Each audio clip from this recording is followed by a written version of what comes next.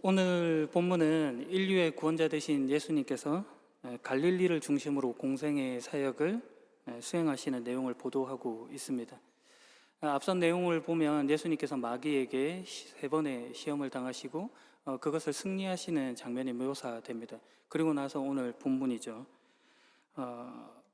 시간적으로 보면 그 내용이 바로 이어져 있지는 않습니다. 다만 유대 지방에서 지금 갈릴리로 그 사역의 무대가 옮겨졌다라는 정보를 전달해 주기 위해서입니다. 그 사이의 내용은 요한복음 1장 19절에서 4장 42절을 참고하시면 됩니다. 대략 6개월에서 한 1년 정도 사이에 초기 유대 사역을 묘사하고 있는 부분입니다. 누가복음의 기록자가 이 내용을 생략하고 오늘 본문으로 바로 넘어온 것은 누가복음 1장에 기록하고 있는 이 책의 기록 목적과 연결지어 볼 수 있습니다. 누가복음 1장에는 이 책의 수신자를 데오빌로 각하라는 사람으로 정하고 있습니다. 각하라고 하는 이름에서 알 수 있는 바와 같이 그가 사회적으로 또 정치적으로 어떤 지위를 가진 상당히 높았던 인물인 것으로 알 수 있습니다. 아마도 기독교에 상당한 관심을 가지고 있는 이방인이었을 것으로 추측하고 있습니다. 그런 관점에서 보자면 지금 초기 유대 사역을 생략하고 갈릴리에 집중하고 있다라고 하는 것이 지금 예수님께서 어떤 사역을 펼쳐 가시고자 하는가를 나타내주는 그런 설명이라고 하겠습니다. 갈릴리는 유대 지방과 비교해서 상대적으로 변방 지역입니다. 많은 다양한 그런 민족들이 혼합되어 있는 그런 지역이었죠.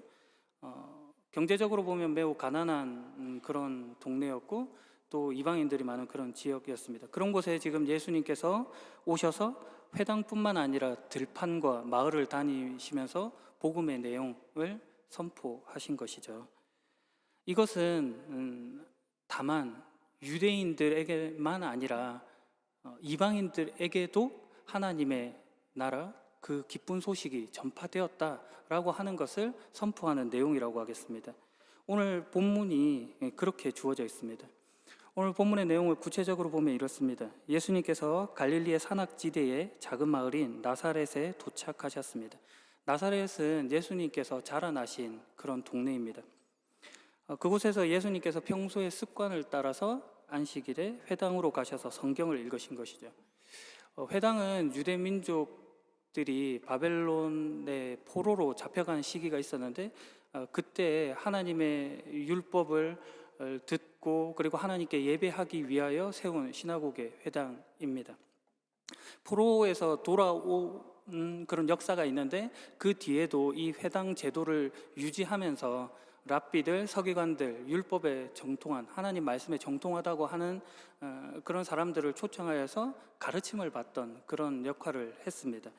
예수님께서 평소처럼 그곳에 가셔서 지금 말씀을 읽으신 것이죠. 혹자들은 예수님께서 유대인들의 이런 방식들을 배척하고 거부한 것에 초점을 많이 맞추기도 하지만 평소의 습관처럼이라고 하는 말로 보아 예수님께서 그들과 맞닿아 있다라는 것을 알 수 있습니다.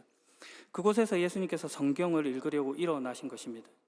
예수님은 예언자 이사야의 책을 건네받으시고 책을 펼쳐 거기에 기록된 말씀을 읽으셨습니다. 여기서 책을 펼쳤다라고 하는 그 말로 보아 예수님께서 어떤 의도를 가지고 그 책의 내용을 찾으신 것으로 하기 쉽지만 실상은 그렇지는 않습니다. 본문에 쓰여진 동사로 보면 무엇인가를 열심히 구하고 의도적으로 찾는다 할 때 쓰여지는 제테오라는 동사를 쓰지 않고 우연히 어떤 것을 만나거나 자연스럽게 발견되는 것을 뜻하는 휴리스코라는 동사가 사용되었습니다. 그럼에도 불구하고 그 내용이 예수님께서 하시고자 했던 말과 아주 맥을 같이 하고 있다는 것에 놀라움이 오히려 있는 것이죠. 당시 상황을 구성해 보자면 회당에서 성경 두루마리를 맡은 자가 예수님께서 일어나시는 것을 보고 예수님께 그 두루마리를 전달해 주었습니다. 예수님께서 거기에 기록된 내용을 읽은 것이죠. 회당 예배의 절차를 생각해 본다면 이미 예수님보다 앞서서 2개의 두루마리로 된 내용 중에 한 랍비가 모세 오경을 읽었고 회당장이 그것을 봉독자의 편의를 위하여 펼쳐둔 상태에서 지금 예수님께서 나와서 그 내용을 읽으신 것입니다. 그 내용이 우리가 읽었던 그 본문에 기록되어 있습니다. 이사야 61장 1절과 2절의 말씀인데요, 다시 읽어보겠습니다. 주님의 성령이 내게 내리셨다. 이것은 하나님께서 내게 기름을 부으셔서 가난한 자에게 복음을 전파하게 하려는 것이다. 포로들에게 자유를 선포하고 못 보는 자들에게 다시 볼 수 있음을 선포하고 억눌린 사람들에게 해방을 선포하려고 나를 보내셨다. 주님의 은혜의 해를 선포하라고 하셨다 하는 내용입니다. 이 말씀을 하신 후에 예수님께서 책을 덮으시고 그것을 관리하고 있는 맡은 자에게 다시 주시고 자리에 앉으셨습니다.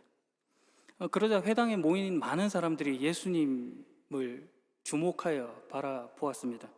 왜냐하면 일반적으로 회당에 초청된 랍비들은 성경 말씀을 봉독한 후에 핫잔이라고 하는 회당지기에게 그 두루마리를 넘긴 후 지정된 그 자리에 앉은 후에 그 읽은 말씀을 가지고 가르침을 설파했기 때문입니다. 이에 앞서서 예수님은 그 갈릴리 사역 가운데서 많은 기적들, 놀라운 일들을 행하셨기 때문에 지금 예수님께서 어떤 놀라운 가르침을 주실까 하는 기대로 지금 다 주목하여 예수님을 쳐다보고 있는 그런 장면인 겁니다. 예수님께서 그들에게 이렇게 말씀하셨습니다. 이 성경 말씀은 오늘 이 말씀을 듣는 사이에 이루어졌다. 구약 예언의 성취, 완성을 나타낼 때만 사용되는 그 전문 용어가 지금 사용되고 있습니다. 앞서 읽었던 이사야 61장의 내용이 예수님께서 말씀을 읽는 중에 이미 그들 안에 이루어졌다라고 하는 사실을 선포하고 있는 것이죠. 이 이사야 61장 말씀은 소위 메시아 예언이라고 하는 그런 말씀입니다. 구원자가 오셔서 회복과 자유를 이루실 것이다 라는 소망이 담긴 그런 말씀인 것이죠. 그런데 예수님께서 지금 그 말씀을 읽으시고 그 구원이 너희들 안에 이루어졌다라고 지금 선포하고 있는 것입니다. 가난한 자에게 복음, 기쁜 소식이 전해지고 억눌린 자가 해방함을 얻고 포로된 자가 자유를 누리고 눈먼 자가 다시 보게 되는 그 역사, 주님의 은혜의 해가 선포되는 그 경험을 지금 그들이 누리고 있다라는 것을 지금 예수님 말씀하시는 것이죠. 주님의 은혜의 해라고 하는 것은 유대인들 입장에서는 50년마다 돌아오는 희년, 그러니까 빛이 탕감받고 땅이 회복되고 노예에서 풀려나는 그 해방의 해를 나타내는 그런 걸 말합니다. 근데 그 주님의 해가 지금 너희 안에 이루어졌다라고 지금 예수님이 말씀하시는 것이죠. 그리고 이것은 앞서 언급한 바와 같이 회당에서 말씀을 듣고 있는 그들뿐만 아니라 이 책을 접하고 있는 1차 독자인 이방인들, 그리고 오늘 선포된 하나님의 말씀을 듣고 있는 여러분들에게도 이미 이루어진 사실로 예수님께서 말씀하고 계신 것이죠. 예수 그리스도가 인류의 구원자로 이 땅 가운데 오셨다라고 하는 사실을 지금 선포해 주시는 것입니다. 이를 통해서 예수 그리스도께서 우리에게 주시고자 하시는 구원이 무엇인지를 말해주고 어떻게 그 구원을 이루어 가시는지를 성경을 통해서 펼쳐 주시는 것입니다. 교회 생활을 조금 오래 하신 분들은 암송하고 있는 요한복음 3장 16절의 말씀이 있습니다. 하나님이 세상을 이처럼 사랑하사 독생자를 주셨으니 이는 그를 믿는 자마다 멸망하지 않고 영생을 얻게 하려 하심이다 라는 말씀입니다. 하나님께서 그의 아들 예수 그리스도를 이 땅 가운데 보내신 것은 세상을 심판하려 하심이 아니라 구원을 얻게 하시기 위함이다 라고 이어지는 17절 말씀에 소개하고 있습니다. 한 개인을 넘어서서 온 인류의 구원을 말씀하시고 하나님의 창조 세계에 속한 모든 것들의 구원을 이루신 그 하나님의 구원 메시지가 선포되어 있는 것입니다. 하나님의 그 사랑이, 영생이, 구원이 그의 아들 예수 그리스도를 통해서 나타났다 하는 것을 밝혀줍니다. 오늘 우리가 암송한 이 말씀의 시작이 어떻게 이루어지냐 하면 어느 날 밤에 바리새인 중에 한 사람인 니고데모라는 사람이 찾아오면서부터 주어진 말입니다. 니고데모는 바리새인이었고 공의회 회원 중에 한 명입니다. 이 공의회가 뭐냐면은 그 당시 종교 최고 기관입니다. 산헤드린이라고. 거기에 있는 그 백성의 지도자급인 거죠. 그 중에 한 사람이 예수님께 다가와 도대체 구원이 무엇입니까? 거듭남이 무엇입니까? 라는 그런 물음을 가지고 밤중에 찾아온 겁니다. 예수님께서 그 심중의 생각을 아시고 그에게 거듭남에 대한 이야기를 해 주십니다. 구원에 대해서요. 누구든지 물과 성령으로 태어나지 않는다면 그 사람은 하나님 나라에 들어갈 수 없다라고 말합니다. 물과 성령으로 거듭나져야 된다. 다시 태어나야 된다. 유대인들에게 있어서 물이라고 하는 것은 정화, 그러니까 깨끗함, 정결 예식을 위해 사용되던 것입니다. 물 세례가 그래서 주어지는 것이죠. 세례라는 것은 물 속에 들어갔을 때 옛 사람은 죽고, 그리고 물 밖으로 나왔을 때 새로운 사람이 된다라고 하는 그런 상징이 있는 것입니다. 물 속에 들어가서 죽는다라는 것에 먼저 초점이 있는 그런 말씀인 것이죠. 그리고 나서 그와 대비되게 물과 성령으로 거듭나져야 된다라는 것을 말합니다. 성령은 조금 더 죽음과 대비되게 생명이라는 차원에서 말해지는 것입니다. 성령은 새 사람이 가지는 하나님의 영입니다. 옛것과 새것을 구분지어지는 역할을 하는 것이죠. 사람이 육체로는 부모로부터 태어나지만 영적으로는 성령으로 인하여 새로운 사람이 된다라는 것을 말해주는 것입니다. 성령이 너희 가운데 임하였다라고 하는 것을 주님께서 말씀해 주시는데, 이런 표현들이 무엇을 뜻하느냐 하면은 성령이라고 하는 것이 너희로부터 출발된 것이 아니다라는 것을 지금 하나님이 말해 주는 것입니다. 하나님으로부터 내려오는 것, 신령한 것이 우리에게 주어져 있는 것이다라는 것을 하나님이 말해 주는 것이죠. 그래서 니고데모는 이 일이 자기 편에서 이루어진 일이 아니기에 어떻게 하면 좋습니까? 라고 물어본 것입니다. 거기에 예수님께서 사람이 아니고 하나님의 힘으로 가능한 것이다 라는 대답으로 우리가 암송했던 그 말씀 주시는 거죠. 하나님이 세상을 이처럼 사랑하사 독생자를 주셨으니 이는 그를 믿는 자마다 멸망하지 않고 영생을 주려는 것이다. 하나님이 그의 아들을 보내신 것은 세상을 심판하기 위함이 아니라 구원을 얻게 하기 위하여 그의 아들을 보내신 것이다 라는 사실을 밝혀주십니다. 예수 그리스도 안에 답이 있다, 이 말씀 주시는 거죠. 그런데 유대인들이 그 사실을, 그 말을 오해합니다. 그들이 하나님으로부터 선택된 백성이다라고 하는 그 자부심이 자만심으로 조금 번져서 하나님을 오해하는 일로 벌어진 것이죠. 그래서 자기가 생각했던 자기의 기대를 하나님의 뜻으로 가장하고 투영해 버립니다. 그래서 이방인들을 무시하고 자기들만 구원받는 것으로 오해했던 것이죠. 요한복음 1장 13절에 혈통으로나 육정으로나 사람의 뜻으로 나지 않고 하나님으로만 가능하다 하는, 하나님으로부터 난다 하는 그 말을, 그 가르침을 오해한 것입니다. 오늘 본문으로 돌아와서 오늘 본문에 이어지는 내용이 그런 오해의 연속임을 말해주는 것입니다. 22절만 봐도 사람들이 예수님의 입에서 흘러나오는 은혜의 말씀을 이상하게 생각하고 그가 요셉의 아들이 아니냐 이렇게 말합니다. 그러니까 내가 자라난 것을 본 그이, 그 대단하지 않은 나사렛이라는 그 작은 마을에 보잘것없는 볼품없는 목수의 아들, 그가 어떻게 그리스도 구원자가 될 수 있느냐, 이 말을 지금 하고 있는 것이죠. 예수님께서 가난한 자에게 복음이 전파되고 포로된 자들에게 자유함을 주고 억눌린 자들을 해방하고 보지 못하는 자를 보게 한다는 것, 그것을 또 그들만의 방식으로 메시아라면 우리를 부유하게 만들고 무병장수하게 하고 어떤 정치적인 권력을 획득하게 하는 그런 것으로만 구원을 이해하고 있었던 그런 오해를 보여준 것이죠. 그런 뒤틀림이 그들 안에 나타났던 것입니다. 그러나 예수님께서 은혜를 베푸시고 기적을 베푸신 그 목적은 다만 우리를 하나님의 백성 되게 하는 것에 있습니다.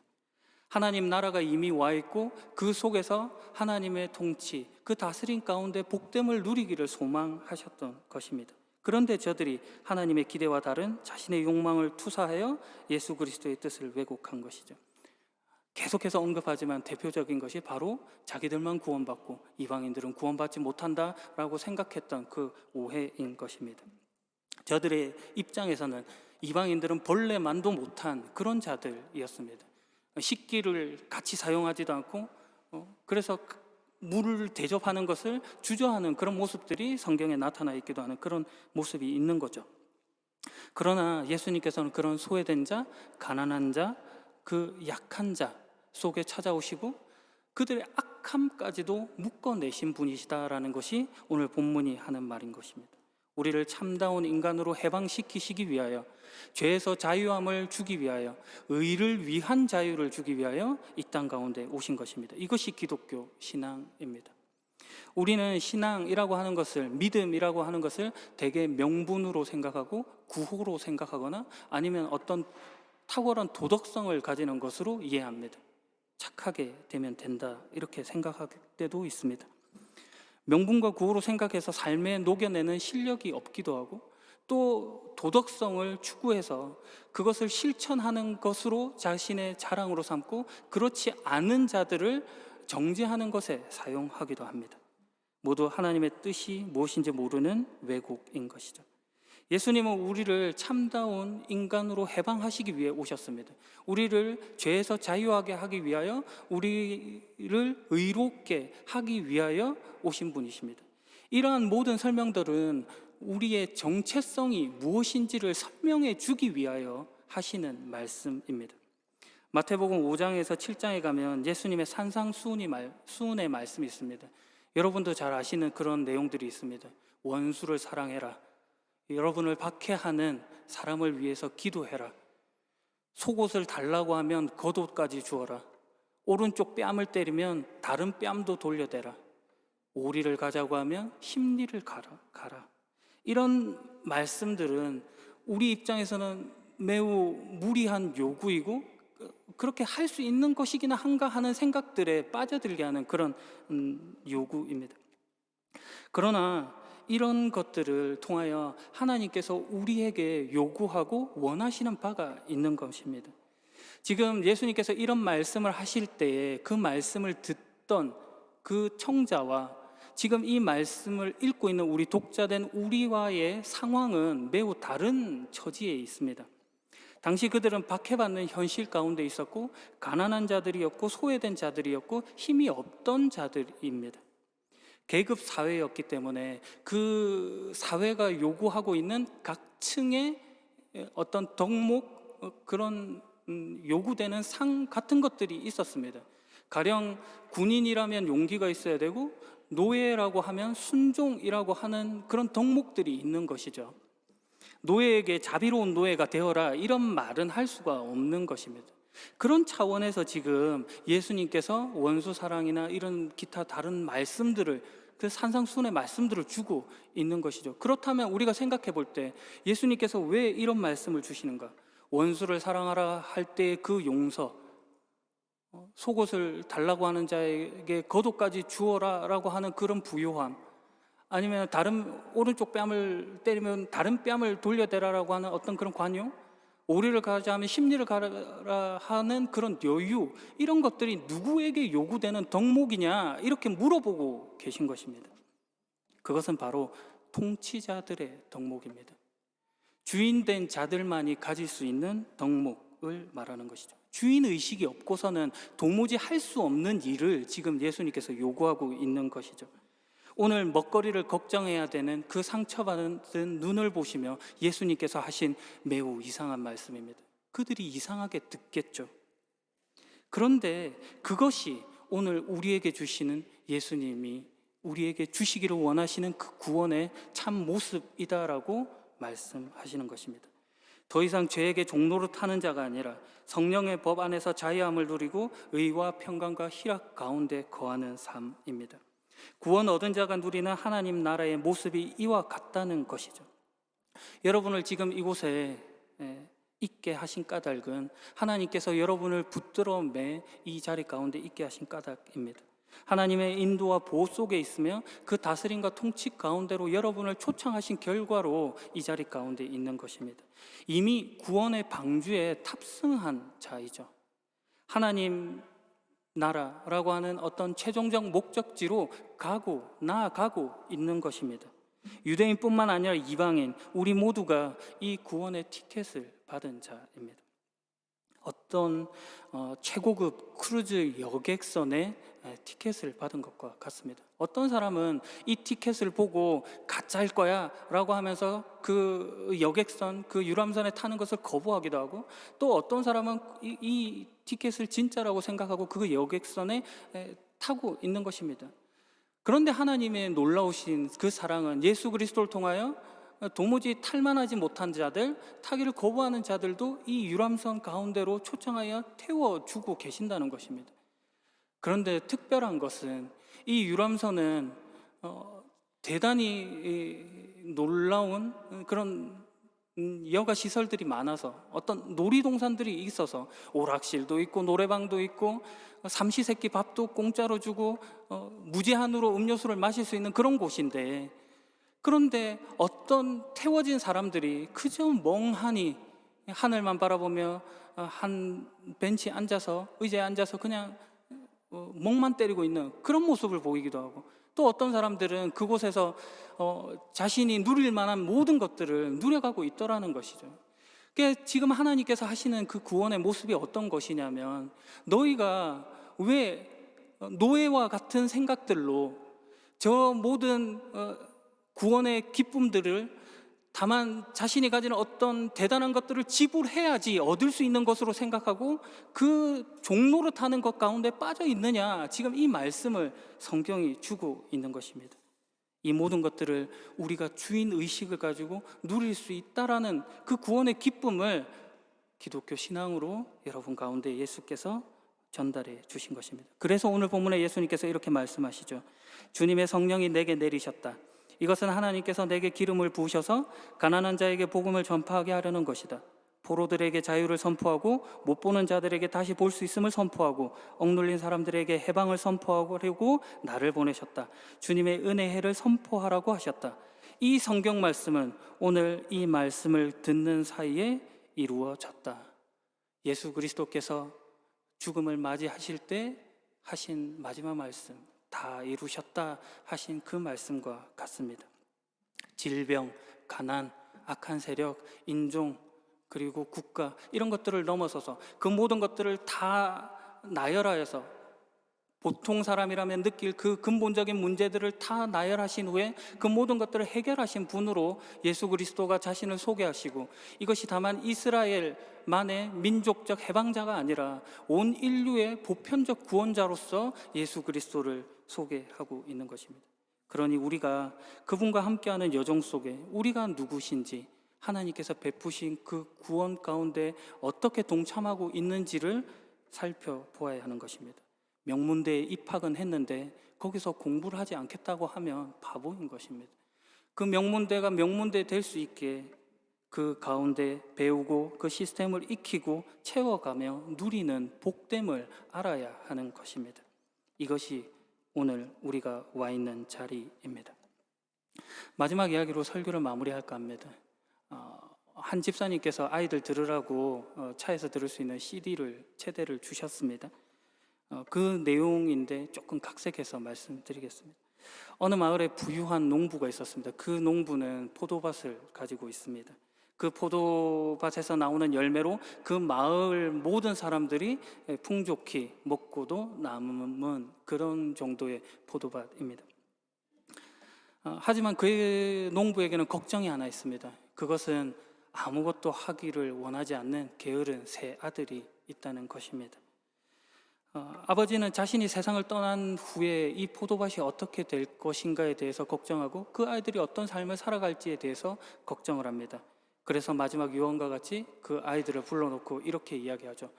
내가 이 포도밭에 보물을 숨겨두었는데 그것이 지금 어디에 있는지는 기억이 나질 않는다. 혹시 내가 죽거든 그 보물을 찾아서 너희들이 사용해 주겠니? 그렇다면 너희들이 평생 잘 먹고 살 수 있을 것이다. 이렇게 말해줍니다. 아이들은 그 말에 놀랐고 그리고 그 보물이 무엇일까에 대한 소망함, 그런 욕심들 같은 것들이 생겼습니다. 얼마 지나지 않아 아버지는 세상을 떠났습니다. 아이들은 이제 포도밭을 새 있는 그 보물들을 찾기를 시작합니다. 땅을 파헤치고 돌을 옮기고 나무 밑을 이렇게 수색하고 합니다. 그런데 아무리 찾아도 보물이 나오지 않는 겁니다. 하루, 이틀, 사흘, 나흘, 여러 시간들이 지납니다. 많은 시간이 지났지만 보물이 나오지 않아 아이들이 불평하기 시작합니다. 첫째 아들이 아버지가 거짓말을 해서 이렇게 힘들게만 되었다고, 둘째 아들은 애초에 보물이 없었던 건 아니냐면서 괜히 힘만 들다고 이렇게 속상해합니다. 그럴 때 셋째 아들이 우리 아버지가 그런 분은 아니지 않았냐고, 우리 살아계실 때 우리를 얼마나 사랑하셨던 분이셨냐고, 다시 한번 더 힘을 내보자고 그렇게 말을 합니다. 그래서 세 아이들이 다시금 땅을 파헤치기 시작합니다. 보물을 찾기 시작한 것이죠. 그렇게 얼마간의 시간이 지나 그 포도밭에 놀라운 일이 생깁니다. 어느새 그 포도나무까지 주렁주렁 열매가 맺힌 것이죠. 이전과 비교할 수 없을 정도로 풍성한 열매가 맺혔습니다. 아이들은 그제야 아버지가 숨겨둔 보물의 의미를 알 수 있었습니다. 정직한 노력, 책임 있는 태도, 축복 있는 인생이라고 하는 그 기회를 얻은 것이죠. 하나님께서 우리에게 이 은혜의 선물을 주셨습니다. 때로는 그 은혜스러운 그 약속의 말씀이 즉각적으로 보여지지 않는 그런 응답이라고 여겨져서 낙심하고 좌절하고 의심이 되기도 합니다. 그러나 분명하게도 하나님께서는 우리 삶 속에 숨겨진 보물들이 있다고 말씀하십니다. 그것은 단순히 물질적인 것이 아니라 우리 삶 자체를 풍성하게 만드시는 구원의 은혜입니다. 하나님이 우리에게 말씀하셨습니다. 구원의 열매는 이미 네 삶 속에 심겨져 있다. 오늘 이 말씀을 듣는 사이에 이루어졌다. 오늘 하나님의 그 말씀에 빠져들길 소망합니다. 예수님께서 이루신 일들을 보시고 그분과 관계 맺음으로 그 보물들을 발견해 가시기를 소망합니다. 예수 그리스도의 구원이 여러분에게 이루어졌습니다. 기도하겠습니다. 구원자 하나님, 주님의 성령이 우리에게도 임하여 우리가 주님을 볼 수 있게 하심에 감사합니다. 가난한 자에게 복음을 전파하고 포로된 자들에게 자유를 선포하고 못 보는 자들을 보게 하고 억눌린 사람을 해방시키시는 주님의 사역에 동참하게 하심을 감사드립니다. 예수 그리스도께서 이루신 이 구원의 사역을 느끼고 누리고 우리가 그 일에 부름받은 자로 감격하여 살게 하옵소서. 매일의 삶 속에서 주님께서 베푸신 구원의 보물들을 발견하게 하옵소서. 인류의 구원자 되시는 예수 그리스도의 이름으로 기도합니다. 아멘.